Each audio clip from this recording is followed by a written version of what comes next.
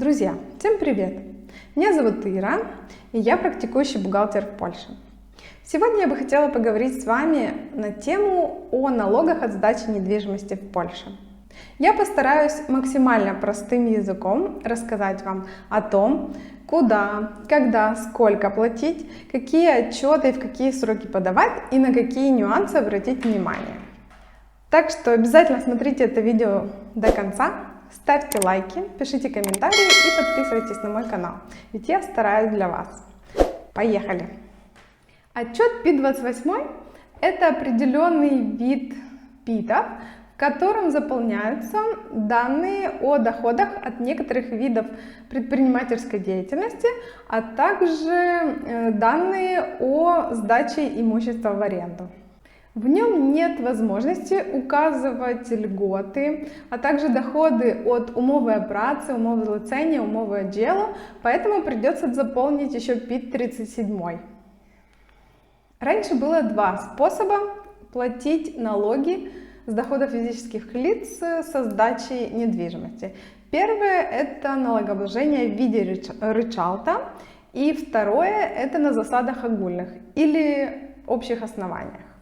Это связано с тем, что еще в 2022 году можно было заплатить 12,5% налога не со всего прихода от квартиросъемщика, а от чистого дохода. То есть можно было взять весь приход, отнять расходы на ремонт недвижимости, например, квартиры, и заплатить чистый налог с чистого дохода. Сейчас же нас лишили этой возможности. С 2023 года можно использовать налогообложение только в форме рычалта. Причем существуют две ставки налогообложения.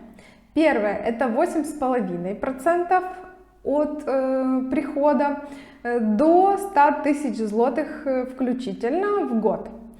И 12,5% налога от прихода свыше 100 тысяч злотых в год. Причем, если вы являетесь счастливым обладателем квартиры в Польше, то и платите налоги в Польше, даже если тут не проживаете и являетесь гражданином другой страны. Когда же платить налоги? Согласно польского законодательства, нужно их платить исключительно ежемесячно, до 20 числа следующего месяца.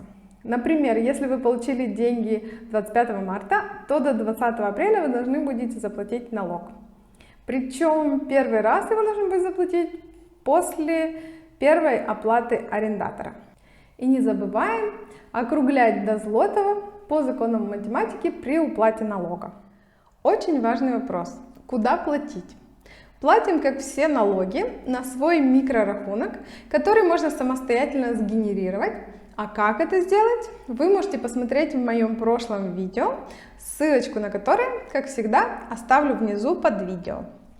ПИТ-28 подается в этом году, начиная с 15 февраля и до 30 апреля 2023 года. Причем еще год назад крайним сроком было 28 февраля. Наконец-то решили не морочить людям голову и сделали один срок для подачи ПИТ-37 и ПИТ-28. В 2023 году 30 апреля это воскресенье, 1 мая это понедельник, праздник в Польше, поэтому крайним сроком на самом деле будет 2 мая 2023 года. И подаем мы декларацию по месту нахождения недвижимости. Обратите внимание, несмотря на то, что были продлены сроки подачи ПИТ-28 до конца апреля, крайний срок уплаты этого налога так и остался 28 февраля. Поэтому я бы на вашем месте постаралась подать декларацию до конца февраля, уплатить все налоги и спать спокойно. Наилучшей программой для составления ПИТ-28 для меня является ePITy. Это очень интуитивно понятная программа, в которой легко самостоятельно разобраться и заполнить ПИТ. На сайте налоговой Твой ePIT автоматически этот ПИТ-28 не формируется. Ссылочку на подробную инструкцию, как заполнять ПИД-28 из интернета, я оставлю в своей группе в Фейсбуке «Возврат налогов в Польше».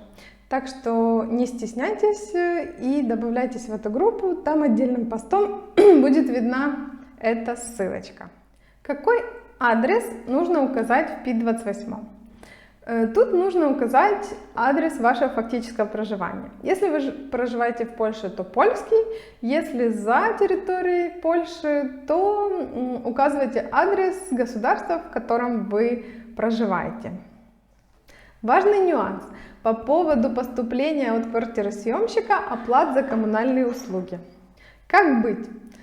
Если в вашем договоре указано, что оплачиваете коммунальные вы, а позже арендатор возвращает вам оплату за коммунальные на расчетный счет. Первое, что я бы посоветовала, это делить сумму платежа на две платежки. Отдельно сумму чинша и отдельно медиа или коммунальные услуги. Причем в назначении платежа нужно указать, какая сумма за что. Это позволит вам в будущем просто свериться с налоговой и выйти на общую сумму вашего ПИД-28 за год. И второе, это обязательно в течение 5 лет хранить все квитанции и счета, выставленные фирмой, которой вы оплачиваете коммунальные услуги. Надеюсь, я понятно раскрыла эту тему. Вы без труда сможете самостоятельно подать ПИД-28 в налоговую. Если же возникнут какие-то трудности, пишите, будем решать. Я здесь исключительно для того, чтобы облегчить вам жизнь. Всем пока!